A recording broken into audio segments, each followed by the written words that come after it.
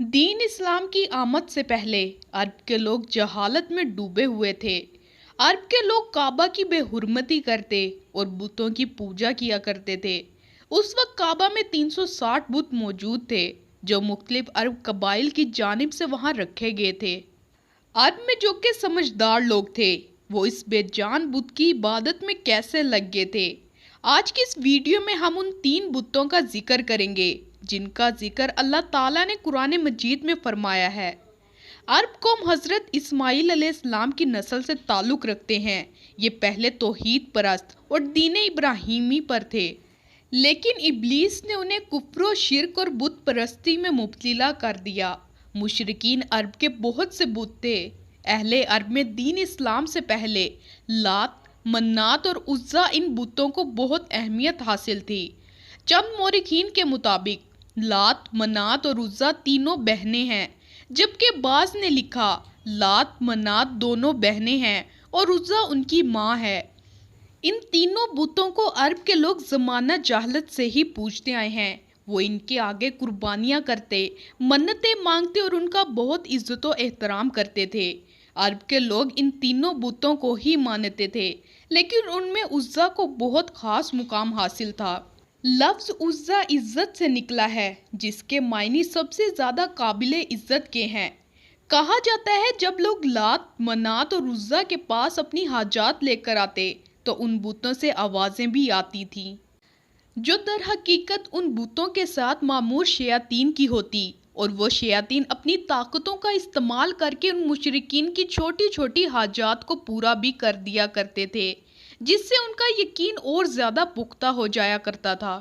مشرکین کے یقین کے مطابق منات دیوی کو قسمت، دولت، وقت اور موت کی دیوی مانا جاتا تھا۔ وہ مورخین جو لات، منات اور عزا کو بہنیں مانتے ہیں، ان کا یہ کہنا ہے کہ منات ان تینوں دیویوں میں سب سے بڑی ہے۔ جب بھی ان تینوں بتوں کا تیار کیا جاتا ہے تو منات کے بت کو ہمیشہ احترام کے طور پر درمیان میں رکھا جاتا۔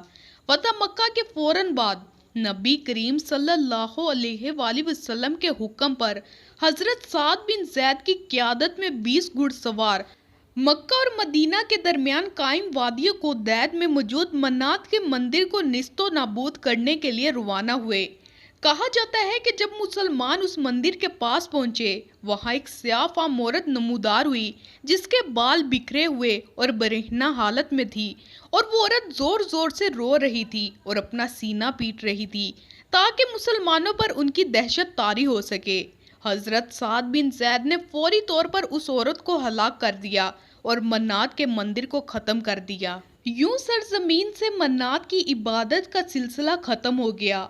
چند مورخین کا کہنا ہے کہ فتح مکہ کے موقع پر منات کے بتوں میں ایک بت کو مشرکین بہت رازداری کے ساتھ عرب سے نکال کر سرزمین ہند کی جانب روانہ کر دیا اور موجودہ ہندوستان کے گجرات میں پہنچا دیا گیا، جہاں اس بت کو ایک مندر میں منتقل کر دیا گیا جسے سومنات کے مندر سے جانا جاتا ہے۔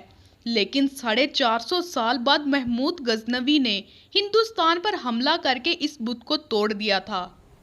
لات نامی دیوی خوشحالی، امن اور رحم کی دیوی تھی، جبکہ مشرکین مسافر اپنے اچھے سفر کے لیے لات سے دعائیں کیا کرتے تھے۔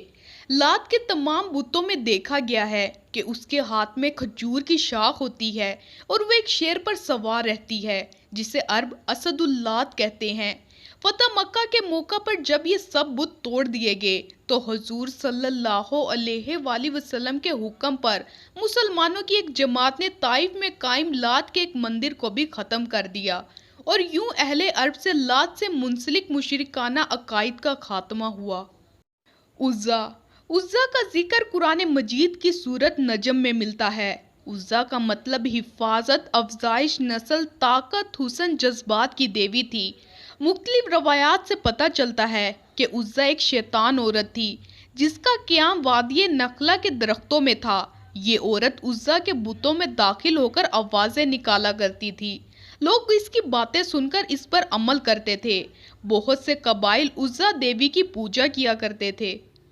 فتح مکہ کے فوراً بعد حضرت محمد صلی اللہ علیہ وآلہ وسلم نے حضرت خالد بن ولید رضی اللہ تعالیٰ عنہ کو حکم دیا کہ وہ عزا مندر کو مسمار کر دے۔ چنانچہ 25 رمضان 8 ہجری کو حضرت خالد بن ولید رضی اللہ تعالیٰ عنہ 30 گھڑ سواروں کے ہمراہ وادی نخلا کی جانب روانہ ہوئے۔ جب آپ وہاں پہنچے تو آپ کا سامنا برہنہ حالت میں کھڑی عورت سے ہوا۔ وہ انتہائی خوفناک صورت میں حضرت خالد بن ولید کے سامنے آئی، جس کی آنکھوں سے آگ نکل رہی تھی۔ حضرت خالد بن ولید نے اللہ کا نام لے کر اس عورت اور اس مندر کو مسمار کر دیا اور سارا واقعہ واپس آ کر حضور صلی اللہ علیہ وآلہ وسلم کو سنایا۔